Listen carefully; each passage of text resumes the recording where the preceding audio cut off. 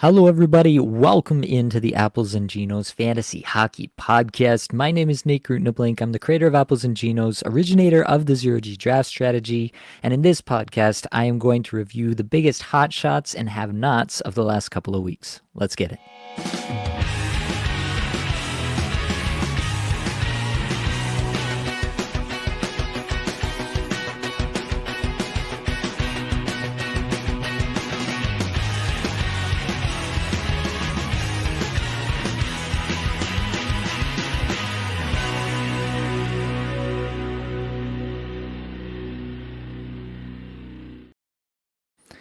Now, unfortunately, folks, I do not have your friend and my best friend Blake Creamer here with me tonight. It turns out we had a scheduling conflict.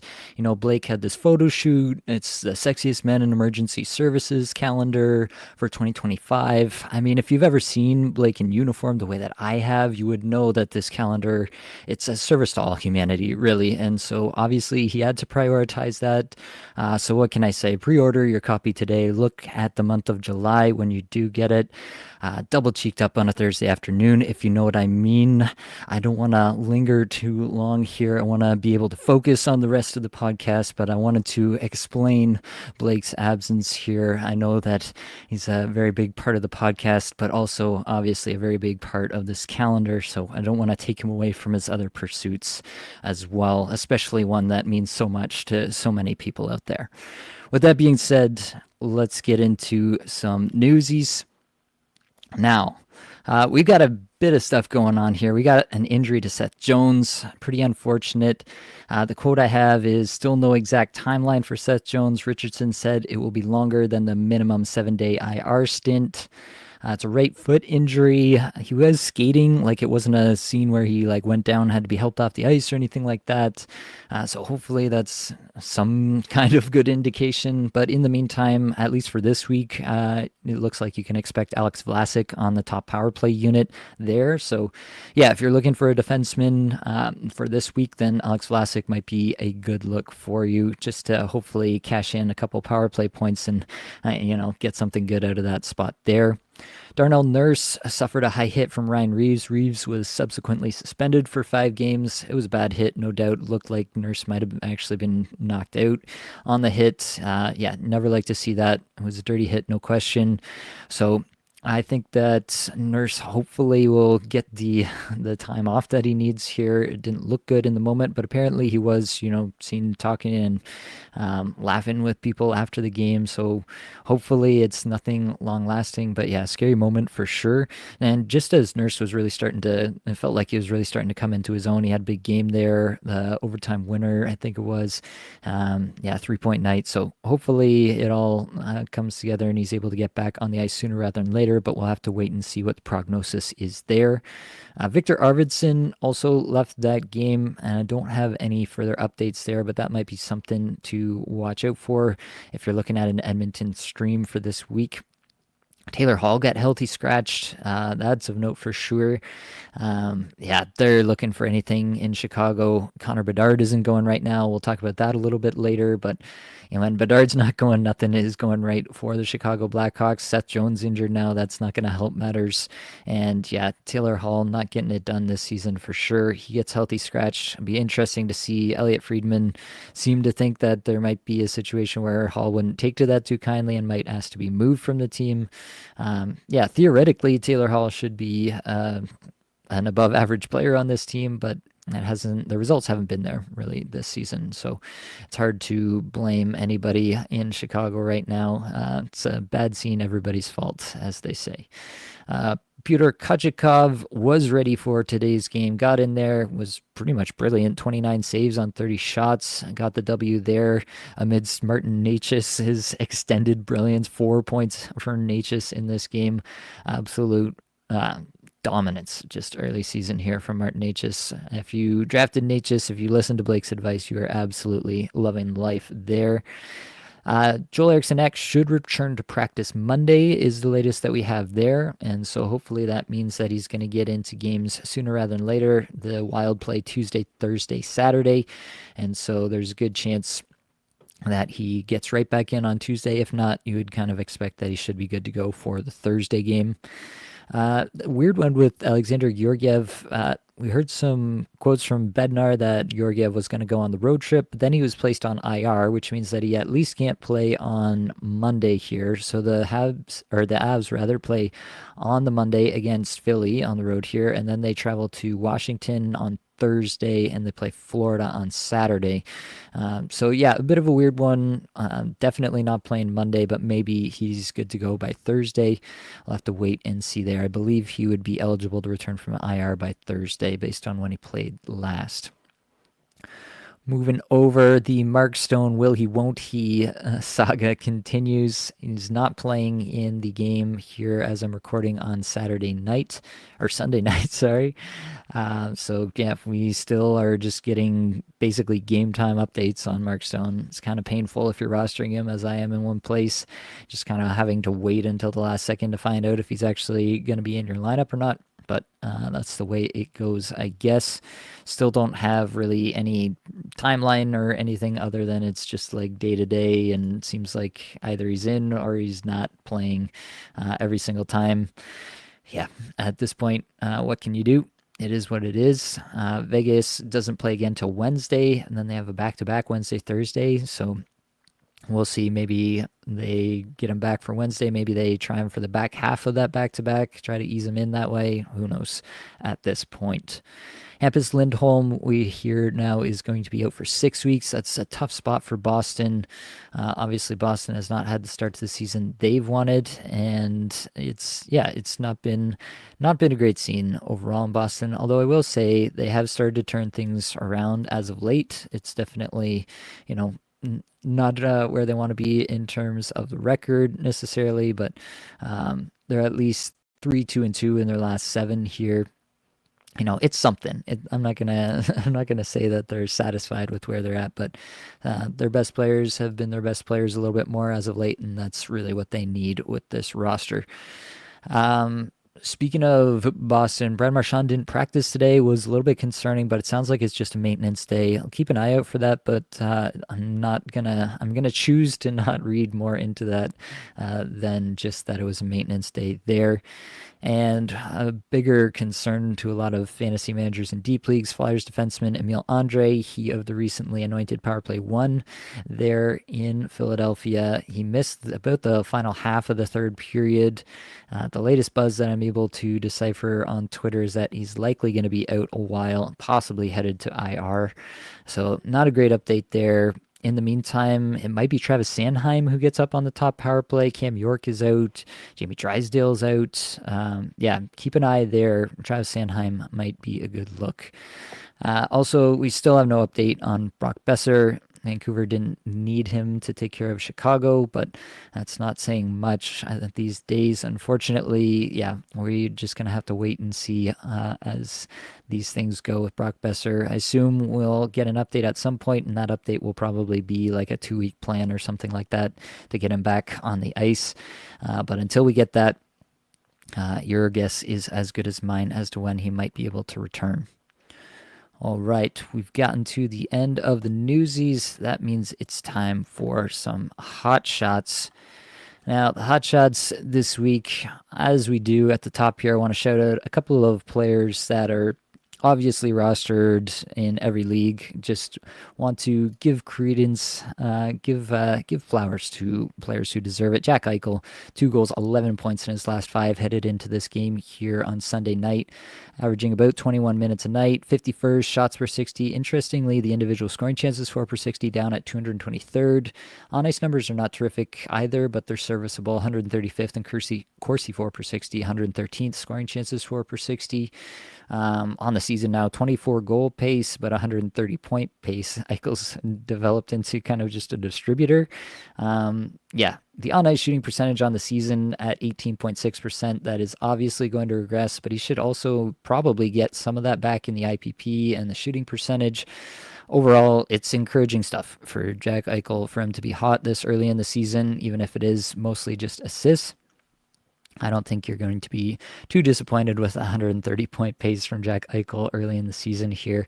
I think, yeah, as the season wears on, we may be looking at a guy. I think I had him projected for 87 points. I'm going to fact check myself before I perjure myself, as I want to say. Jack Eichel had for 87 points. Yeah, 38 goals, 87 points on the season.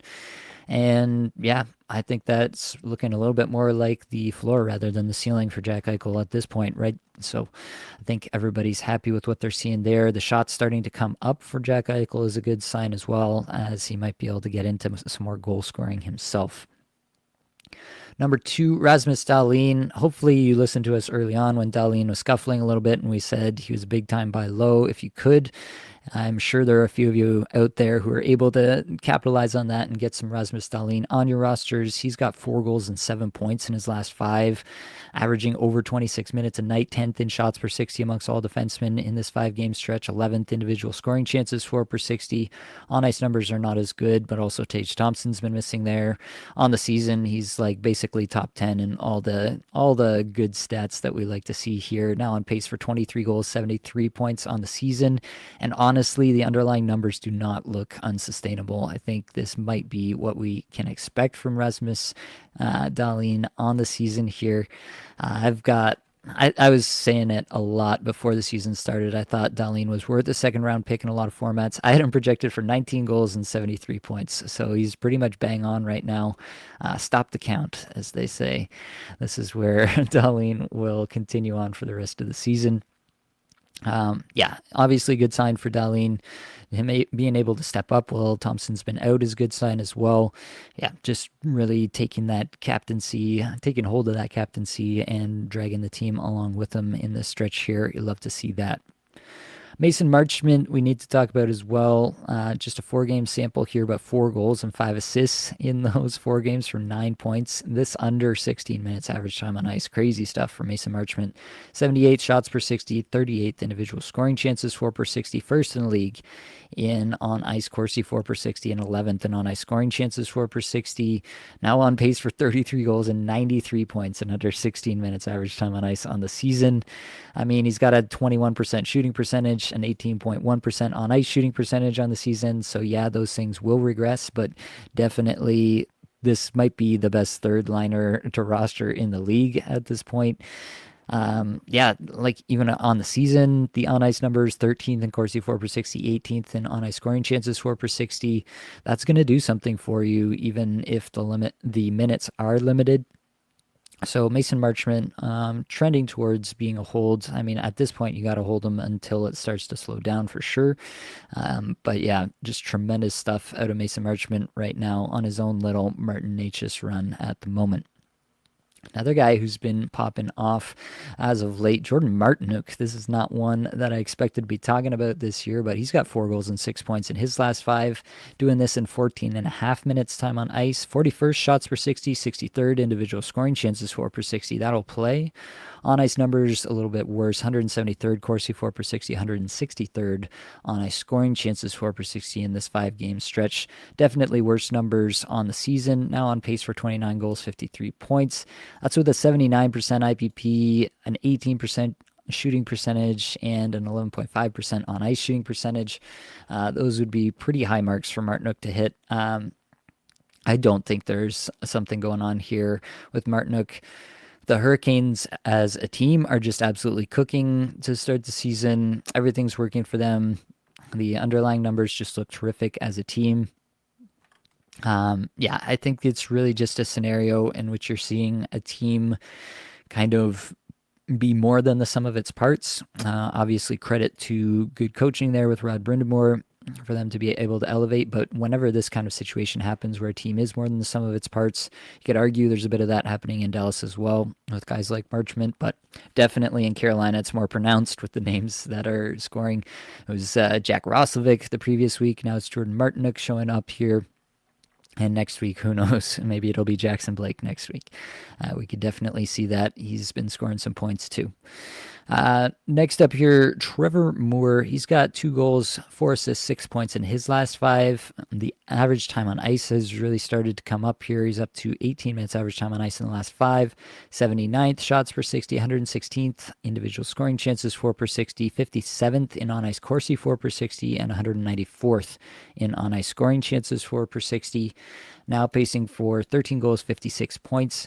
I think I had him around 56 points, if I'm not misremembering, on the season as a point pace. I think that sounds about right for Trevor Moore. I had him at 52 with 24 goals, so a little bit more goals, a little bit less on the points overall. But I think that makes a lot of sense to me where he's at right now. They've been trying to figure out some things for sure there in LA, trying to figure out what the best lines are going to be.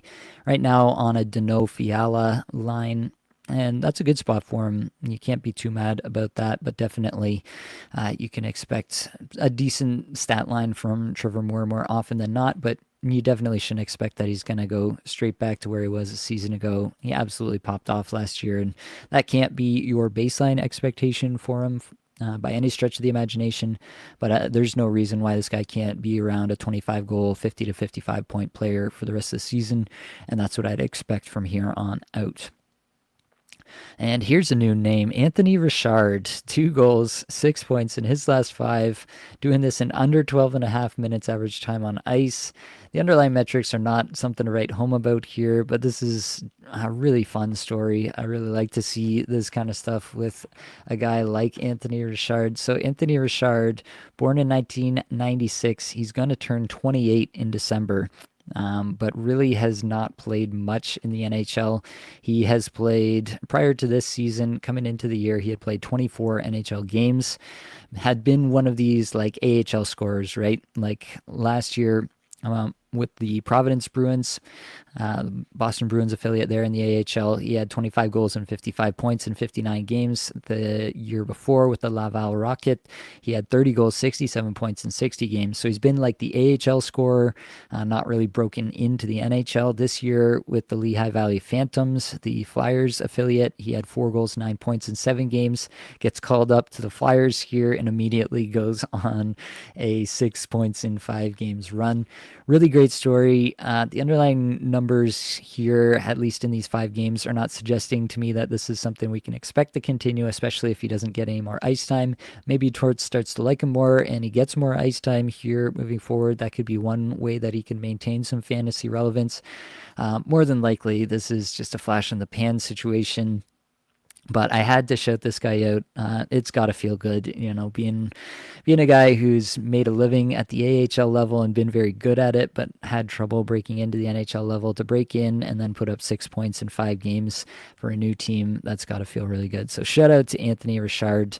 I truly hope we'll be talking about him more in the future, but we'll have to see something different than what I'm seeing right now. And lastly, here for the hot shots, I wanted to shout out Travis Sanheim. As I said at the beginning of the episode here, you've got Emil Andre possibly out for some time with the injury sustained there on Saturday. And so, yeah, I think Travis Sanheim does look like the next guy up. We'll see, there is the Igor Zamula character as well. That's definitely a possibility. Zamula was a guy who ran a lot of power play time. But between Sanheim and Zamula, one of these guys will probably get that time. And I'm not really into Zamula. He's never been a guy that's gotten big minutes under Tortorella at really any point. And so I'm just kind of hoping that Sanheim will just take some of those minutes. And Sanheim's been playing 29 minutes a night as it is over the last 5 games and registered 2 goals and 5 points in those 5 games and putting up some good underlying numbers as of late. 37th shots per 60, 24th individual scoring chances, 4 per 60. Made even more impressive by the fact that he's skating 29 minutes a night. 72nd Corsi, 4 per 60, 53rd on ice scoring chances, 4 per 60. Now up to a 50-point pace on the season. A little bit of unsustainability in some of his metrics there for sure. 11.6% shooting percentage, definitely not going to continue. Almost a 12% on ice shooting percentage, probably not going to continue either. But Sanheim is playing really well at the moment, getting a boatload of minutes and maybe getting some more power play time here with Andre out for a while. So Sanheim is definitely a guy that you should be aware of, and especially in particular for this week that we find ourselves in here, where Philadelphia does play the Monday, Wednesday off nights to start the week. As I mentioned, if you haven't seen the waiver wire episode or listened to it yet, and then you can go back and check that out. But we were talking about how this week you probably want to get all of your streaming done by Friday, because Saturday almost every team is playing, and Sunday only one game going on between Utah and Toronto. So you probably want to get all your streaming done before the weekend. And so getting 2 games out of Sanheim on off nights here, probably a good way to start out your week if you need to. All right. Before I get over to the have-nots, I'm going to do a quick Patreon plug here. $2 a month gets you into the supporter tier, and the supporter tier gets you access to patron-only live shows. Just did one last week. It's still posted on the Patreon. If you become a supporter, you'll have access to that audio and the PDF that I used as visual aid to go along with that.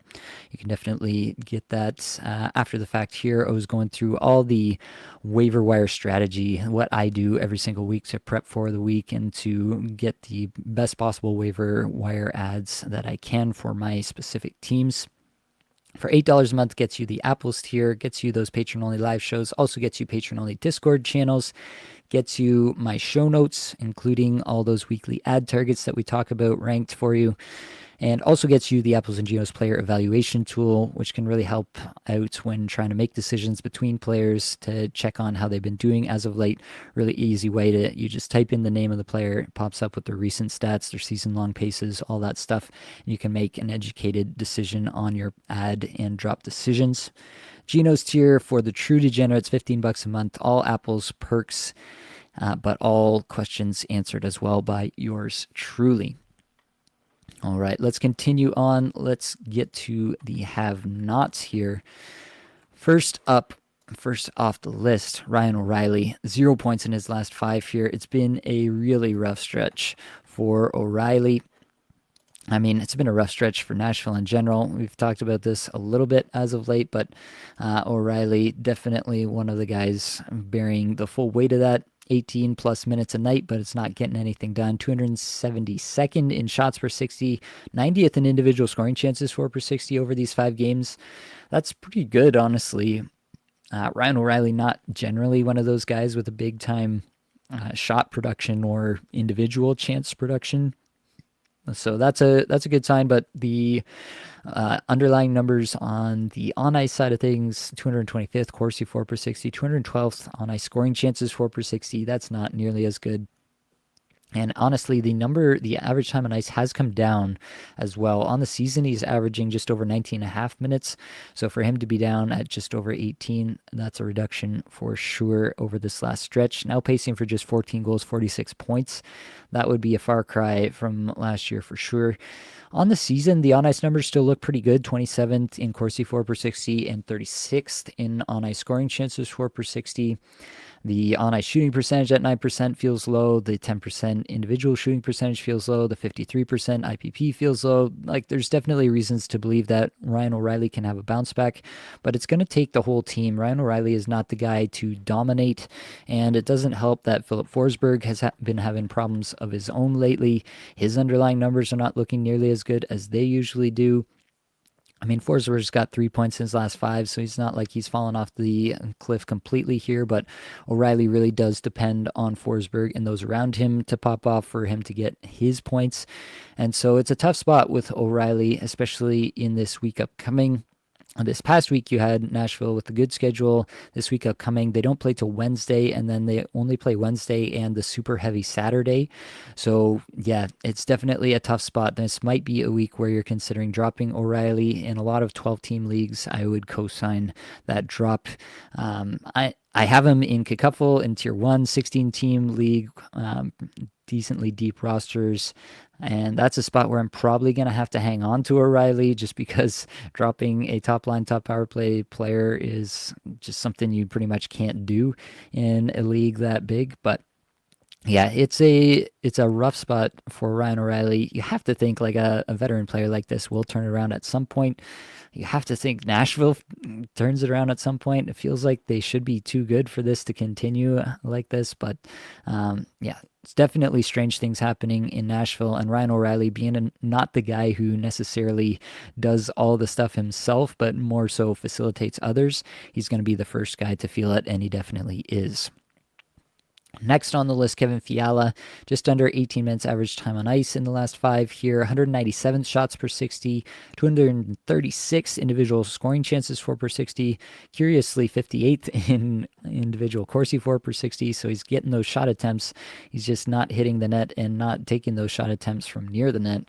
84th in on-ice Corsi for per 60 and 231st in on-ice scoring chances for per 60. Now on pace for 32 goals, but just 55 points. Um, yeah, there's been some weird stuff. Obviously, with Fiala, said that he didn't set his iPad alarm correctly and missed a meeting, got scratched for that game. Yeah, weird vibes right now with Fiala, and this latest stretch obviously not going to do him any favors. That being said, like this is a player with a long history of scoring at close to a point per game pace, if not above that. So yeah, I think I'm still into the player, but it does feel like there's maybe a situation in which he's getting a little less love from the coach there.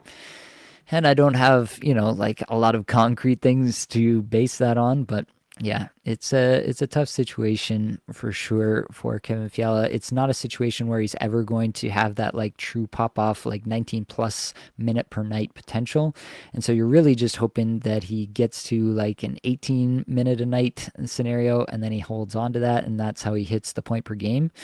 And yeah, even that is not being enough currently. So might be a little bit of a buy low on Fiala if he can swing that. I wouldn't be too mad about that, but definitely you want to see a little bit more of signs of life from him maybe before you make that deal too. So leave that up to your discretion, but definitely a very cold stretch for Fiala as of late, stemming back perhaps to that game where he got scratched. Connor Bedard, third on the list, definitely a source of consternation for managers who expected the 100-point breakout season for Bedard this year. Just one assist in his last five.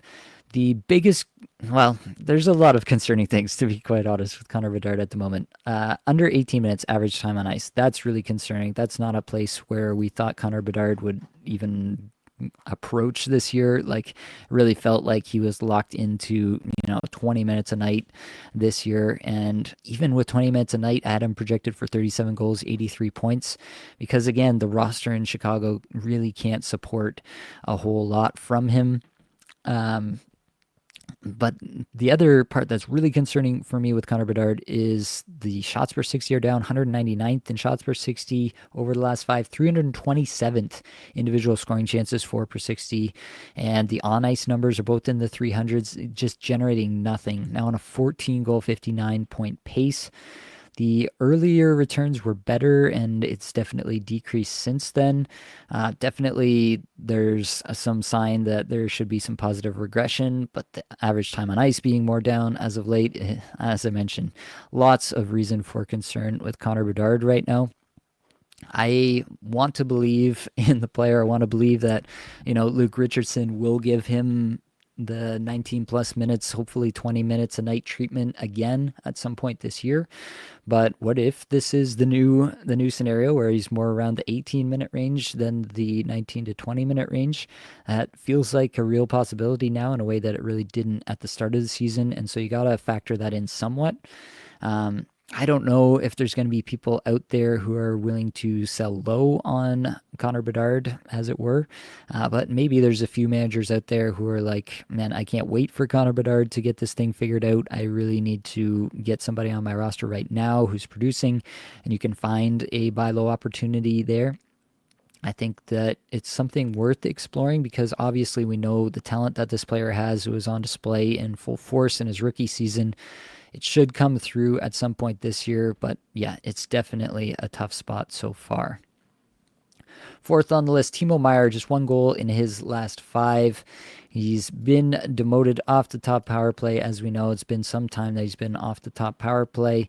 Still averaging just over 17 and a half minutes time on ice, so at least he's getting decent minutes despite that demotion.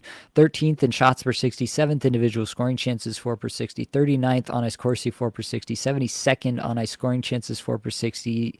The underlying numbers are all still there for Timo Meier for sure, but now just on a 27 goal, 55 point pace.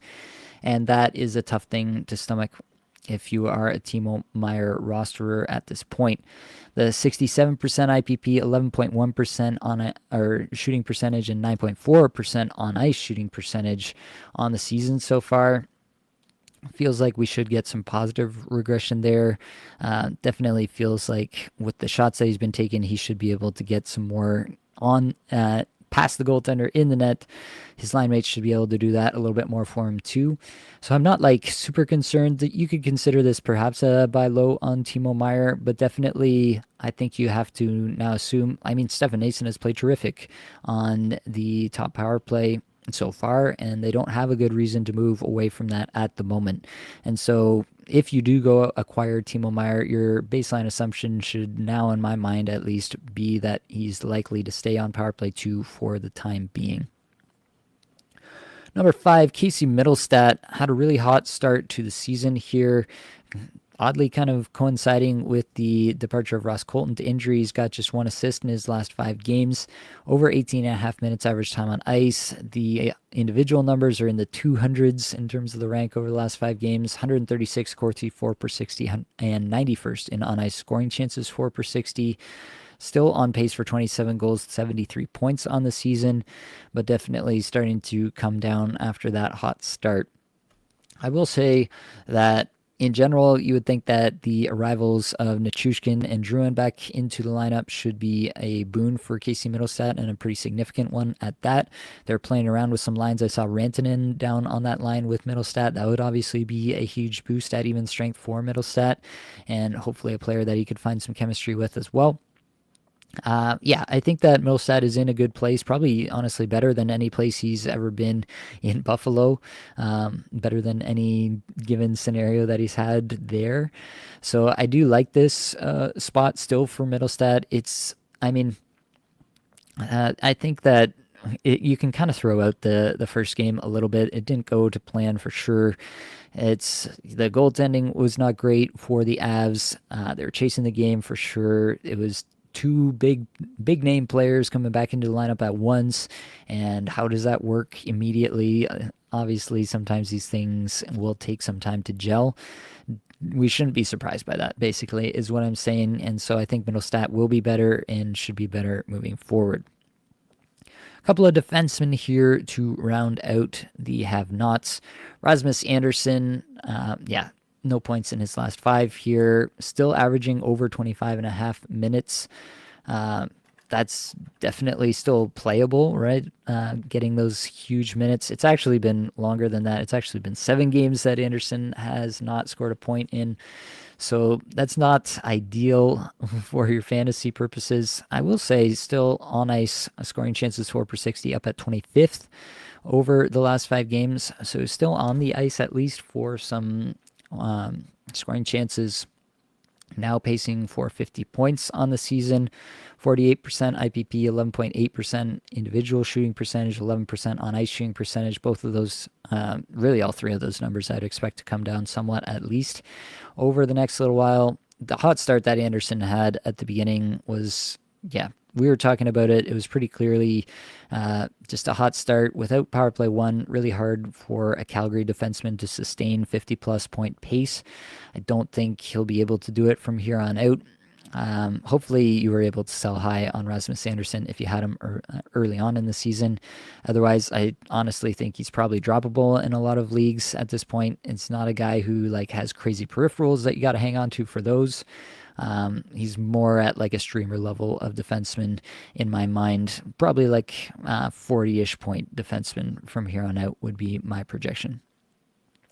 Justin Falk, no points in his last 5, probably longer than that if I go back to the game log here. He didn't get anything in this Carolina game. Actually, it's been quite a while for Justin Falk. I didn't actually realize this. It has been, what is this, 11 games without a point for Justin Falk now. Wow, that is pretty crazy stuff for him. That being said, like almost 23 minutes average time on ice, ninth in shots per 60, fifth in individual scoring chances, 4 per 60 amongst all defensemen, 82nd in Corsi 4 per 60, 65th in on ice scoring chances, 4 per 60 in these last 5 games. He's on pace for just 22 points on the season, but the individual numbers coming up so much really shows me like he's elevating his game. It's the Blues that haven't quite been able to match that. Obviously, Rob Thomas being out of the lineup, a big blow to their offensive prowess. Overall, I know that he was getting moved off, potentially the top power play for Philip Broberg. And yeah, that specter is still looming when Broberg returns from injury. But at the moment, I think he can do worse still than Justin Falk. It's concerning for sure that he's not been able to put up points, but he's doing everything but put up points. I'm drawing some internal mental parallels between my game and my beer league and Justin Falk. I've got 0 points in I don't know, 7 games to start my beer league season. And yeah, Justin Falk doing similar stuff here. Feel like I've been getting the chances. The individual chances are there. Just haven't been able to seal the deal, as it were. This week, the Blues have the Tuesday, Thursday, Saturday schedule. Pretty standard stuff. If you need a defenseman, and Justin Falk has gotten dropped in your league, as he has been in a lot of leagues so far, I think it's worth it, to be honest. Still a top pairing, top power play defenseman who's got great underlying stats individually, if not at the team level. I think you can do a lot worse in a lot of leagues. All right, moving over to Under the Hood. And under the hood for this week, we are talking about the man, the myth, the legend, Brandt Clarke. Brandt Clarke, over the last 10 games, grabbing a little bit bigger sample here. 20 minutes, 22 seconds average time on ice. Third amongst all defensemen in shots per 60. That's really good stuff from Brandt Clarke. Obviously, the big thing that I want to harp on here with Brandt Clarke is that this is not just a power play warrior anymore. Yes, the Kings did go with a 5-forward power play in their last game against Detroit. It did not convert, and I would expect that sooner rather than later, we will probably see Brandt Clarke back on the top power play, and the world will be right again. But either way, Brandt Clarke is no longer just a power play defenseman. He's getting solid minutes at even strength, 16-26, 5v5 average time on ice through this 10-game stretch. And also in this 10-game stretch, it's not only, that he is generating a lot of chances, but he's actually tilting play in his favor, in his team's favor. 56% 5v5 Corsi 4 percentage, 52% 5v5 scoring chance 4 percentage, and 14th in 5v5 Corsi 4 per 60 amongst all defensemen in this 10-game stretch.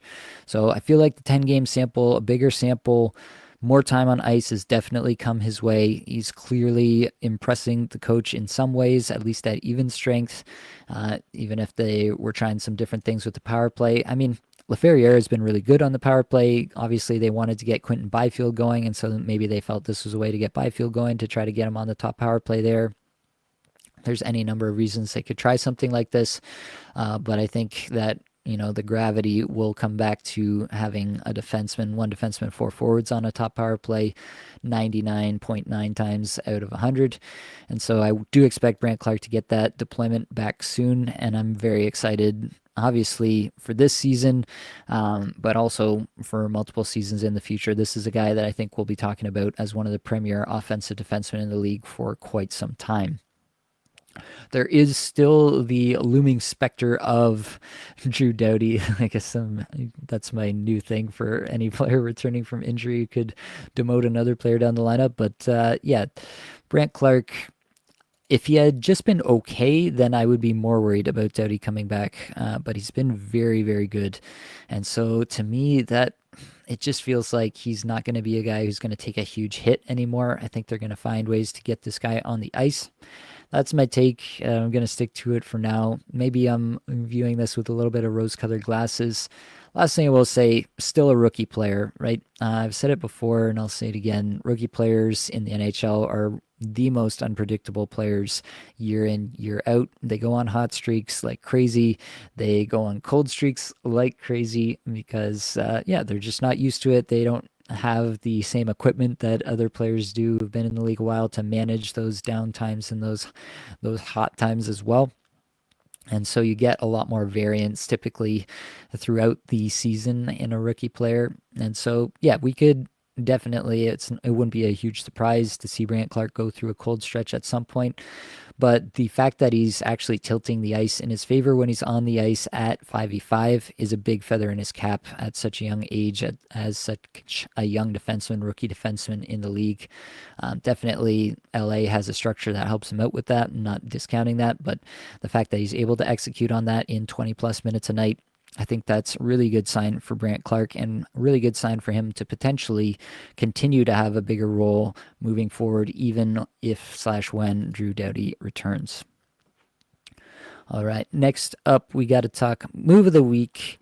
Blake did do me the kindness of submitting his move of the week. He had one match he was losing all week. He needed some big performances to get this thing closer. It was an ad capped league, so a maximum number of ads for the season. Usually it's pretty stringent, and so you don't want to be using a ton of ads every week, but he decided to use 2 ads to get Jonathan Quick and Logan Thompson in for their starts today. Obviously, as I'm recording this, we'll have to see how that goes. Right now it's 3-2 Capitals, 5 minutes left in the second as I'm recording this, and the Rangers-Seattle game is just closing out the first period. Nothing score there. So we'll see if that comes. By the time you're listening to this, you'll know how that has ended up. But he wanted to see if he could pull it out. Just an example of going for it, doing everything that he could to win. Saving ads doesn't really matter if you aren't there for the playoffs, right? You got to make the playoffs to, have those ads that you save matter at that point. And so he felt like this was something within reach and he wanted to scratch and claw for that W and get himself in a position to at least make a run in the playoffs. For myself, this is just, I guess, a tale about not giving up and not panicking in really bad situations.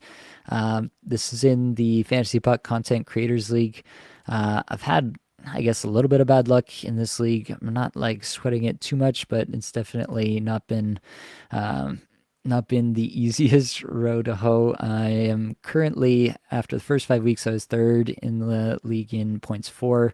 After this week, I think I'm going to move up to second, if I'm not mistaken, just looking at the scores right now. But anyway, I'm doing well in points for, but I'm going to move down to 2 and 4 in the league after this week. I'm getting decimated. I have the second most projected points for on the week and the number 1 points for on the week and number 1 points for on the season in this league is who I'm playing against this week. So just some bad luck there, right? My team is playing well. I'm getting points, but I'm against the player who's literally going to score the most points of any team in a single week this week.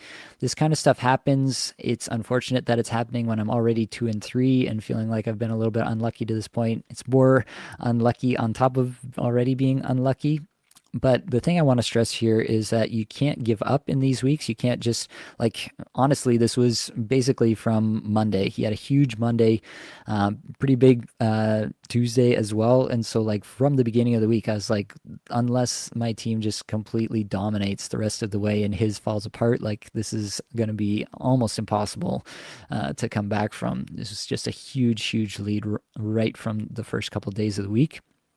And so, some people would look at that situation, they'd say, I'll try again next week, and they would kind of tap out of this week. They would not look at it too much, but you can't give up on these weeks. Points for in a points league is always going to be the tiebreaker. So, if you get to the end of the year and 6th and 7th is, 2 teams with the same record, but it's the tiebreaker is determined by points for, it could literally be the difference in making the playoffs or not making the playoffs if you, ground out those few extra points by continuing to play the waiver wire in that week, even if you know that you're going to lose.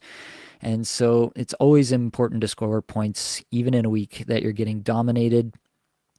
I'm going to be 2-4 now, as I mentioned, with the second or third most points for in the league. Actually, I think I was in a pretty similar situation in this league last year, if I'm remembering correctly. I was at least 2-3 at one point. I don't know if I went to 2-4 or not. I think I went down. Yeah, I think I was down by multiple games, like 2-4, 3-5, something like that, early in the year last year in this league as well. But again, a similar situation where I had like second or third most points for. You don't need to panic, especially this early in the season. It doesn't feel like we're early in the season, but in the grand scheme of things, in the 20 plus week regular season, this is still early in the season. Um, if you're going to be 0-6, that's probably a little bit different, but I'm going to be 2-4. The team is playing well. This is a team that I've got a lot of good players on. I'm not like worried about the roster so much. Obviously, it's been scoring points. I have Jack Eichel. I've got Connor McMichael, Jesper Bratt, Philip Forsberg, Zach Werenski, Dougie Hamilton, Kaprizov is on this team. Yeah, overall, I'm not like worried about the team.